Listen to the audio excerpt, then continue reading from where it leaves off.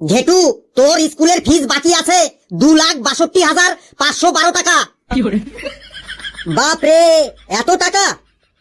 আর বাপরে বলিস না, তুই কবে টাকা দিবি সেটা আগে বল। কিন্তু স্যার, এত টাকা কি করে হলো সেটা একবার বলবেন। কি করে হলো মানে?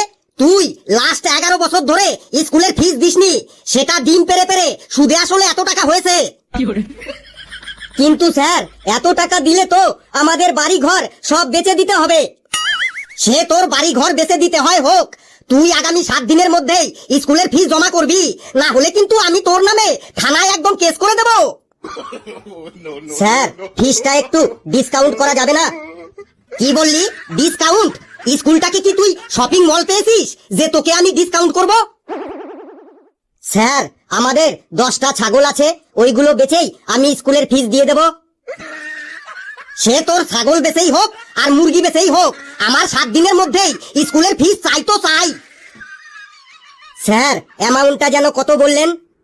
তোর কানে কি ট্রাক্টর ঢুকে গেছে যে শুনতে পাস না? 2,62,512 টাকা। মন দিয়ে শুনে রাখ। পেছি, তুই তো শুনেছি প্রতি সপ্তাহে 11 বার করে বিউটি পার্লারে যাস, কিন্তু তোর স্কুলের ফিস এত টাকা বাকি পড়ে আছে কেন? স্যার, কত টাকা বাকি আছে আমার? তোর 1,95,719 টাকা বাকি আছে। বলেন কি স্যার, এত টাকা আমার কি করে বাকি থাকে?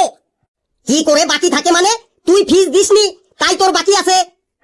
কিন্তু স্যার, আমি তো ফিস দিয়েছি। হ্যাঁ, দিয়েছিস, কিন্তু সেটা 7 বছর আগে। স্যার, আমি সামনের মাসেই ফিস দিয়ে দেব। সামনের মাস বলতে তো আগামী 100 বছরের সব মাসকেই বোঝায়। তুই কোন সামনের মাসে দিবি বল?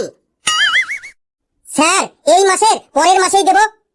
শোন, এর পরের মাসে যদি তুই ফিস জমা না দিস, তাহলে কিন্তু আমি তোর সাইকেলটা আটকে রেখে দেবো। তারপর ফিস জমা দিবি আর তোর সাইকেলটা ছাড়িয়ে নিয়ে যাবি।